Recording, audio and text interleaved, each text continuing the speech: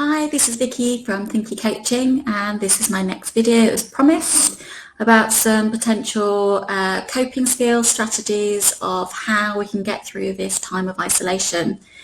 I want to start off the video by giving a short description of positive psychology, as not only is this my area of expertise, but it's also the approach that I will take when making any suggestions to you.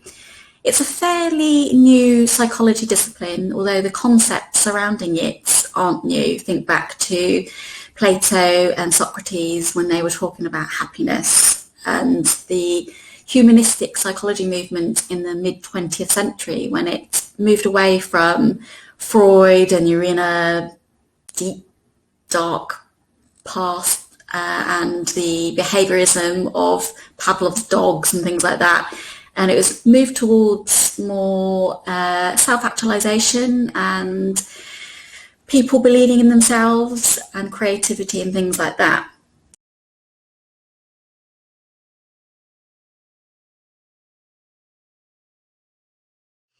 For the purposes of this video, I'm going to focus on a popular, well-known positive psychology model which has been suggested by the founder Martin Seligman.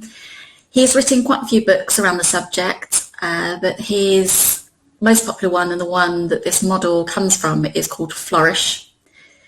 It is based on a mnemonic of 5 areas, which is PERMA, positive emotions, engagement, relationships, meaning, and accomplishment. The idea is that if we are able to increase and maintain our well-being in each of these areas, that we will be able to improve our overall well-being.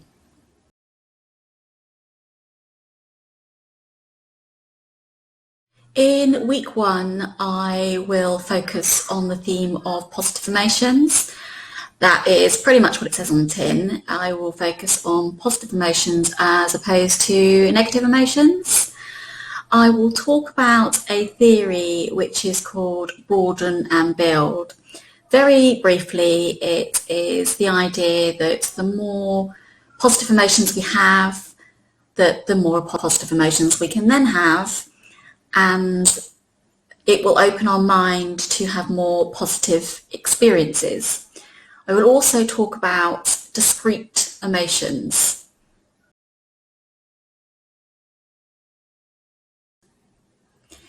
In week 2, I will focus the content on engagement. That will include the theory of flow, mindfulness, savouring, and generally being in the moment and engaging in life. Week 3 will be relationships. That doesn't just mean intimate or romantic relationships. That means social connections, family, just any kind of interpersonal connection with anyone other than yourself.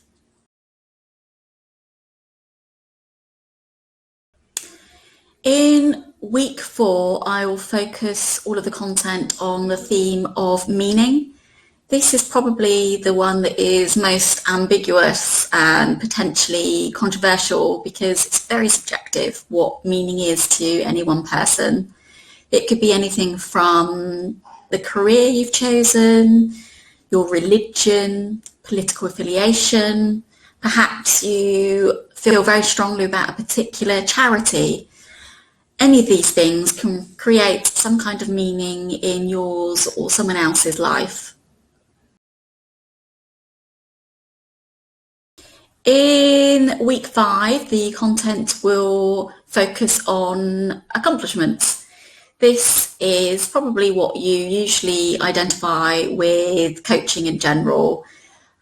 Objectives, goals, all those kind of things, and can be linked to meaning. It can be linked to pretty much most other areas of this model, I would say.